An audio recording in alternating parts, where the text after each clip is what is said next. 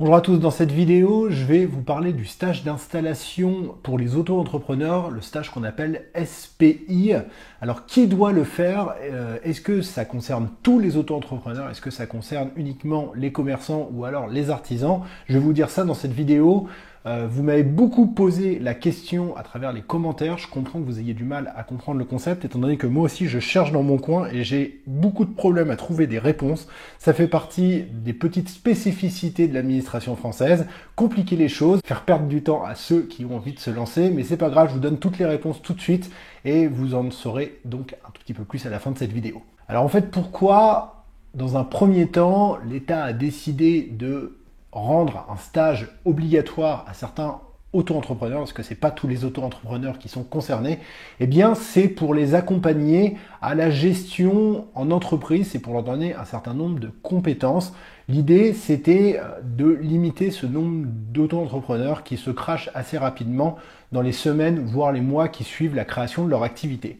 Donc en fait, ce stage, il a pour objectif de donner un certain nombre de compétences en gestion en entreprise. Je vais vous donner mon avis personnel. Moi, je n'y crois pas trop parce que je pense que ce genre de stage, il va être enseigné par des gens qui n'ont jamais fait d'entrepreneuriat. Mais bon, c'est obligatoire, c'est comme ça. Il y a des choses qui sont complètement absurdes. Je vous conseille quand même de lire les bons bouquins, de suivre les bonnes vidéos. Vous en apprendrez beaucoup plus que vous fassiez le stage ou non. Lisez les bons bouquins, suivez les bonnes vidéos.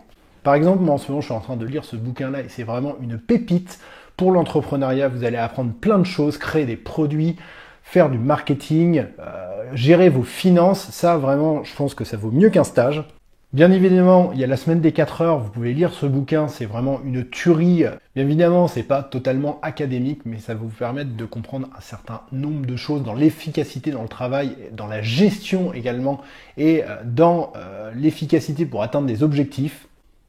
Vous pouvez également lire ce bouquin qui a été écrit par Olivier Roland. Tout le monde n'a pas eu la chance de rater ses études, qui est vraiment également une sorte de petite pépite pour apprendre l'entrepreneuriat, pour apprendre à gérer une entreprise, pour apprendre à réussir.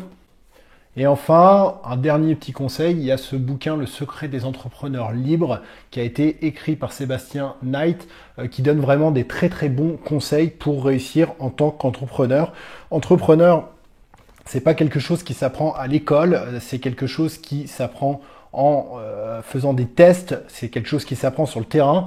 Les gens qui ont écrit ces bouquins-là savent de quoi ils parlent, c'est un extrait de leur expérience, c'est même carrément en fait leur expérience qu'ils ont couché sur papier et qui vous expliquent, et donc essayez de lire ces bouquins, ça sera pour vous quelque chose de très très bien. Moi en tout cas, ça me fait progresser tous les jours. Donc on en revient à cette histoire de stage obligatoire, étant donné que nous sommes dans l'obligation, dans certains cas, de faire un stage en tant qu'auto-entrepreneur. Alors qui doit réaliser ce stage? Eh bien ce stage, il est obligatoire pour ceux qui sont obligés de s'inscrire au répertoire des métiers, c'est-à-dire tous ceux qui sont assimilés artisans. Alors pour vérifier si l'activité dans laquelle vous allez vous lancer est assimilée artisanat ou non, c'est un peu compliqué.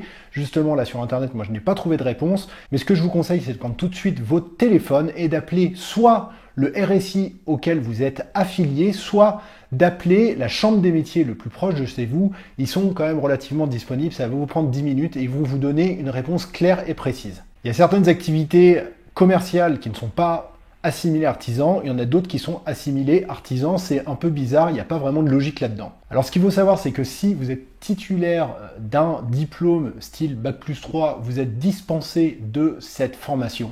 Mais il faut que dans ce Bac+3, vous ayez eu une sorte d'enseignement dans l'économie ou dans la gestion d'entreprise. Si vous avez également eu un brevet de maîtrise qui a été délivré par la Chambre des métiers et de l'artisanat, eh bien vous êtes dispensé de ce stage. Si vous avez été immatriculé par le passé pendant plus de 3 ans au registre des métiers ou au registre du commerce et des sociétés, eh bien, vous serez également dispensé de ce stage. Si vous avez été déclaré comme conjoint collaborateur dans une entreprise qui était inscrit à un de ces répertoires, eh bien, vous êtes dispensé aussi. Si vous avez été affilié pendant 3 ans ou plus à la mutuelle sociale agricole, vous êtes dispensé de ce stage aussi. Si vous avez exercé dans le passé pendant plus de 3 ans une activité professionnelle indépendante, eh bien vous êtes dispensé de ce stage aussi. Et si vous avez cotisé pendant plus de 3 ans à une caisse de retraite de cadre, vous êtes dispensé aussi. Donc vous voyez à quel point le concept est un petit peu compliqué. Si vous captez rien à cette vidéo, je vous conseille vraiment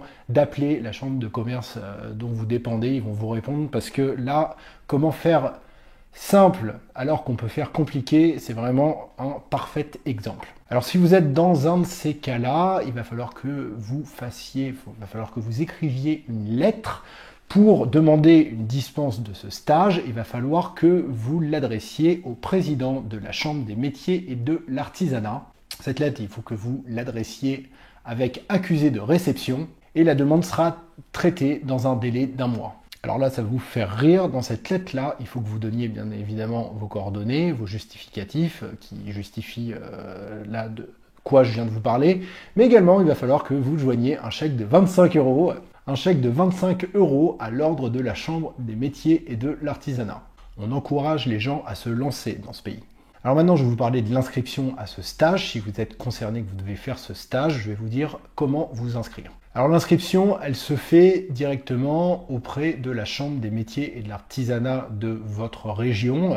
Vous pouvez aller directement là-bas pour leur demander de vous inscrire, soit vous pouvez aller directement sur leur site internet, ça peut se faire également en ligne. Le prix de l'inscription va varier de 175 euros à 250 euros. Ça, c'est la petite surprise, en fait la deuxième surprise du chef. Maintenant, qu'est-ce qui se passe par la suite? Vous faites votre stage, une fois que c'est fini, vous recevez une attestation de suivi de stage. Et une fois que vous avez cette attestation, eh bien, vous pouvez la joindre à votre dossier de demande d'immatriculation à la Chambre des métiers et de l'artisanat. Tant que vous n'avez pas suivi le stage, que vous n'avez pas cette attestation, en fait, vous ne pouvez pas vous immatriculer au répertoire des métiers et donc vous ne pouvez pas commencer à exercer. À savoir que la durée de ce stage dure à peu près 5 jours. La durée minimum est de 30 heures. D'après ce que j'ai compris sur les différents sites que j'ai consultés. Donc voilà, c'est la fin de cette vidéo. J'espère qu'elle vous a apporté un certain nombre de réponses à vos questions. Encore une fois, c'est une question qui m'a été beaucoup posée en commentaire des précédentes vidéos. Je vous souhaite bon courage si vous êtes assimilé artisan. J'ai l'impression que c'est un peu un parcours du combattant. Surtout, n'oubliez pas que même si cette formation est faite pour vous préparer au métier d'entrepreneur, n'oubliez pas que lire des bouquins et suivre des formations sur Internet par des vrais entrepreneurs, c'est ça qui va vous apporter vraiment de la compétence et des valeurs. Surtout, n'hésitez pas à tester tout ce que vous apprenez directement sur le terrain. C'est la meilleure manière de progresser, d'atteindre ses objectifs. Si vous avez aimé cette vidéo, je vous demande de mettre un pouce. Moi, je vous dis à une prochaine vidéo.